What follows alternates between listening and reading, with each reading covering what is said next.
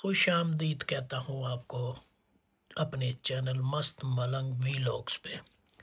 तो आज मैं आपसे डिस्कस करूँगा कि शेंजन वीज़ा कैसे अप्लाई करते हैं। ठीक हो गया। तो मैंने फ़्रांस का वीज़ा अप्लाई करना था, तो इसलिए फिर यहाँ से आप पहले फ़्रांस की वेबसाइट पे जाके यहाँ पोर्टल पे आप अपना अकाउंट क्रिएट करेंगे। ये देखें स्टार्ट, यहाँ पे मेरा ये ऑलरेडी बना हुआ था, लेकिन आपको हम यहाँ पे न्यू यूज़र, यहाँ आप रैंडम नाम लिखें, कुछ भी जो भी आपका है, ईमेल, फिर ईमेल फ्रांस का ये ऑलरेडी है यहाँ पे, फिर ये पासवर्ड, ये सारा कुछ लिखने के बाद आपका अकाउंट क्रिएट हो जाएगा। अब ये मेरा ऑलरेडी था, इसको हम करते हैं। ये देखें अब यहाँ से ओपन हो गया। तो अब ये मेरी सारी चीज़ें इसके अंदर पहले मौजूद थी, तो हम ये देखें ये मेरा सारा है। अब हम क्रिएट करेंगे न्यू, एक एप्लीकेशन न्यू बनाते हैं, इसकी लैंग्वेज चेंज करते हैं और यहाँ पे जितनी भी ये इन्फॉर्मेशन दी हुई है ये आपने फिलअप करनी है। ठीक है। इसमें आपसे स्टे का ड्यूरेशन पूछी हुई है, फिर आपके पासपोर्ट की एक्सपायरी डेट, फिर ये सारा कुछ आपका है। ये सब जब आप कर लेंगे, ये देखें ले जी, जब ये नया पेज खुल जाएगा यहाँ पे आपने फिर सारी इन्फॉर्मेशन देनी है, जैसे ये सिलेक्ट ऑफ नेशनैलिटी, फिर स्टे यानी कि शॉर्ट स्टे है कितना, ये मैंने 90 डेज़ का सिलेक्ट किया। यहाँ पे ऑप्शन है, ये देखें, लेकिन आपने 90 डेज़ करना है। फिर फ्रांस, फिर उसके बाद जो आपका पासपोर्ट है उसका नंबर, ये मैंने फ़ेक डाला है, ये डेट भी सारी फ़ेक डाली है। तो उसके बाद यहाँ पे इसको थोड़ा सा मैं चेंज कर लेता हूँ, ये कर देते हैं हम इसको 34। अब इसको हम करते हैं आगे। ये अब कंटिन्यू हो गया, ठीक हो गया।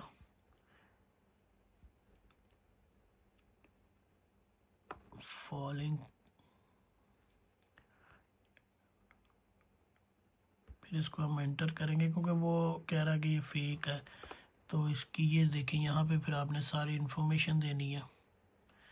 ये first name, date of birth, place, फिर नेशनैलिटी नंबर, करंट नेशनैलिटी, ये सारी आपने इन्फॉर्मेशन देनी है। एड्रेस, पोस्टल कोड, सारा फ़ोन नंबर, ईमेल, अगर आप ये फैमिली का है ड्यू, सारा कुछ ये आपने पढ़ लेना है। इसके बाद फिर अभी मैं इसको फिल करता हूँ, फिर मैं आपको बताता हूँ। समझ रहे हो? समझ रहे हो आप? ये आप फर्स्ट पेज को कंप्लीट करेंगे तो ये सेकंड पेज आ जाएगा।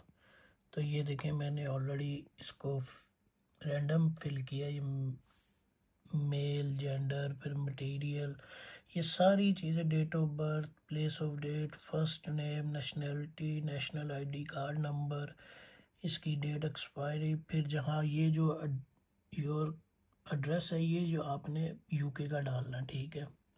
उसके बाद फ़ोन नंबर, फिर ईमेल एड्रेस, फिर डिटेल आपने अब दूसरी डालनी है कि ये अब डिटेल पूछ रहा है कि आपका फ्रांस में कोई रिलेटिव या कोई इस तरह जो आपका मेंबर तो नहीं है। ये मैंने सब पे नो किया हुआ है।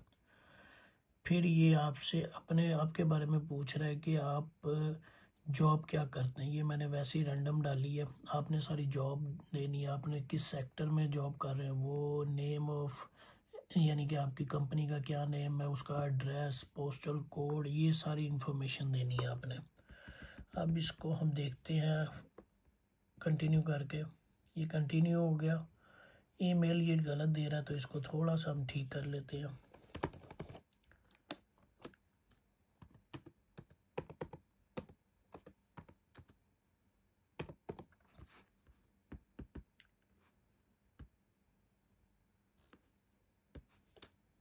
ये दूसरी ईमेल भी गलत दे रहा था, इसको भी हम ठीक करते हैं। अब इसको कंटिन्यू किया, ये देखिए ये अब आपके सामने तीसरा पेज आ गया। इसके अंदर वो आपसे पूछ रहा है कि ये जो पहले है कि आप तकरीबन 59 मंथ्स के अंदर अंदर आपके पास कोई शेंजन वीज़ा है तो यस कर दें, अगर नहीं है तो हम इसको नो कर देते हैं।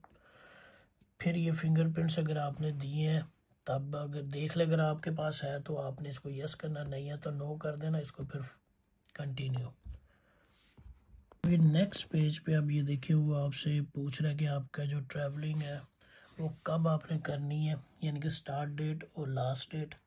उसके बाद नीचे वो आपको कहता है कि कितने, वो ऑटोमेटिक कैलकुलेट करके वो डेज बना देगा। फिर आप ये एंट्री का पूछता है, यहाँ आपने मल्टीपल ही करना है, ठीक हो गया। उसके बाद ये वो कितने साल में, यानी कि आपका प्लान है कि आप फ्रांस, मैंने 2 दफ़ा लिख दिया, क्योंकि अगर आप वहाँ पे मल्टीपल लिख रहे हैं तो यहाँ पे भी आप उसको 2 दफ़ा लिखें ताकि वो आपको मल्टीपल वीज़ा दे। यहाँ पे आके आपने सेलेक्ट करना है कि वीज़ा कौन सा लेना चाह रहे हैं, टूरिज़्म, इसको यस किया। अब वो कह रहा है कि इस चीज़ को अगर आप कंफर्म करेंगे ना तो ये दोबारा चेंज नहीं हो सकती, हम इसको कंफर्म कर देंगे। अब ये आपका पूरा बन गया, ठीक हो गया। तो अब ये आपने इसको क्लिक करना, देख लीजिएगा अकोमोडेशन अगर आपके पास है तो ठीक है जी। अब ये नेक्स्ट पेज खुल गया।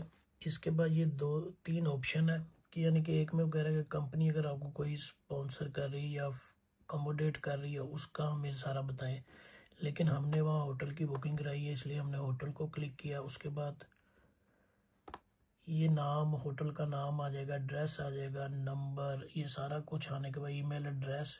फिर नीचे वो कहता है कि आपको, आपके ये जो फाइनेंशियली तौर पे आपको कौन सपोर्ट कर रहा है, इसके ऊपर मैं अपने आप का खुद करूँगा, ठीक हो गया। तो यहाँ पे आप जिसको मर्ज़ी सिलेक्ट कर लें, यानी कि चेक भी है आपके पास, कार्ड्स भी हैं, जो भी है। उसके बाद फिर हम इसको कंटिन्यू करेंगे, यहाँ से ये कंटिन्यू हो गया। देखिए ये हमारा फाइनल स्टेप है 6, ये भी ऑलमोस्ट कंप्लीट हो गया। इसको हम प्रोसेस करते हैं। ये अब आपकी एप्लीकेशन बन गई है, ठीक हो गया। अब इसको आप यहाँ से एडिट भी फ़िलहाल कर सकते हैं, अगर आपको कोई लगता है कि इसके अंदर कोई मिस्टेक है, एक दफ़ा इसको फिर दोबारा चेक कर लें, ठीक हो गया। ये सारा चेक करने के बाद ये आपके सारा डॉक्यूमेंट कंप्लीट हो गए। यहाँ पे आपने सारी इन्फॉर्मेशन दे ली है। ये आपकी एप्लीकेशन है, ये आपका एप्लीकेशन नंबर आ गया, ये देखिए ये आपका एप्लीकेशन नंबर आ गया, ठीक हो गया। अब आपने क्या करना है, आपने ये TLS की वेबसाइट पे जाना जो डील करता है अपॉइंटमेंट के लिए, क्योंकि आपने ये अभी सिर्फ फ्रांस की एम्बेसी में सारी इन्फॉर्मेशन दी। अब आपको अपॉइंटमेंट के लिए इनके थ्रू बुक करना पड़ेगा। TLS की जब वेबसाइट खोलेंगे यहाँ पे आप वो पूछेगा कि आप, यानी कि रेजिडेंस कहाँ पे है, फिर आपने UK का लिखना, यहाँ जाना कहाँ पे है वो लिख के इसको गो कर देना। अब ये गो कर दिया। अब आप देख लें कि आपने लंदन में अपॉइंटमेंट लेनी है या मैनचेस्टर में या एडनबरा में। तो हमारे तो मैनचेस्टर है, तो हम मैनचेस्टर में लेंगे। और आपको फिर यहाँ पे रजिस्टर करना पड़ेगा अपने आप को, ठीक है। जब हमने TLS की वेबसाइट ओपन की है, यहाँ पे हम अपने अकाउंट को क्रिएट करेंगे, ताकि इसलिए क्योंकि हमें अपॉइंटमेंट चाहिए कि वो यहाँ से हमें मिलेगी TLS से। ये हमने अपना ईमेल एड्रेस सारा कुछ डाला, ठीक है। तो यहाँ से हम इसको ओके करेंगे और ये क्रिएट कर देंगे। तो क्रिएट करने के बाद आपको वहाँ पे एक लिंक, यानी कि 5 मिनट बाद या उसका एक लिंक आएगा। लिंक को जब आप ओपन करेंगे ना तो फिर आपको जाके वहाँ पे डेट्स आएंगी कि आप कौन सी डेट लेना चाह रहे हैं, अवेलेबल है। फिर वहाँ पे स्टैंडर्ड भी है, सारी डेट्स वहाँ पे देख लीजिएगा। जो सी आपको डेट पसंद आए आप उसको ग्रैब करें। बात तो सही है। जब अपॉइंटमेंट लेनी होगी तो आपको ये जो नंबर होता है ना वहाँ पे पुट अप करना पड़ेगा FRA, ताकि फिर आपको जाके ये अपॉइंटमेंट मिलेगी। जैसे कि ये मेरा सारा फॉर्म है, ये मैंने फ़िल किया था, ठीक हो गया। ये जो आपने फ़िल किया है ये वही फॉर्म है, ठीक है। इसके नीचे उन्होंने सारी फिर इंस्ट्रक्शंस भी दी हैं कि आपको क्या क्या चीज़ें लेके जानी, क्या नहीं लेके जानी। फ़ोटोग्राफ का ये है कि अगर आप वहाँ से बनवाएंगे, क्योंकि मैंने 10 पाउंड दे के बनवाई थी, ठीक हो गया। अगर आप इधर से घर से या कहीं से पब्लिक बूथ से बनाएंगे तो कई दफ़ा वो मानते नहीं हैं, तो कहते हैं ये ठीक नहीं है, तो इसलिए। तो इंश्योरेंस भी इसके लिए बहुत ज़रूरी है, आप चेक कर लीजिएगा जो भी इंश्योरेंस है। और होटल की बुकिंग, कंफर्म टिकट, सारा कुछ मेरे ख्याल। और इसकी जो फ़ीस है, जो मैंने प्रीमियम ली थी, मेरी एक की थी 90 पाउंड, जो अपॉइंटमेंट की मैंने ली थी। वैसे जो इनके एम्बेसी की फ़ीस है वो 65 पाउंड के करीब है, ठीक है।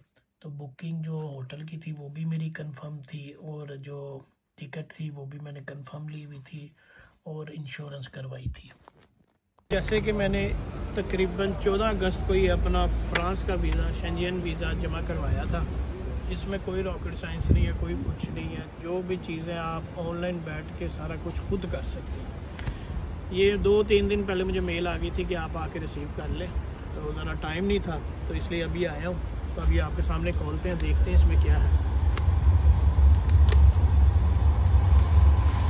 ले जी, मुबारक हो, लग गया वीज़ा। ये देखें, ये फ्रांस का वीज़ा लग गया, और इन्होंने मल्टीपल एंट्री दिया। ये मल्टीपल कैसे दिया ये मैं आपको पूरे वीलॉग में बताऊंगा। ये भी कोई ट्रिक है जिसके ज़रिए से आप मल्टीपल ले सकते हैं। ले जी, अपना लग गया वीज़ा, तो अब हम फुर जाएंगे।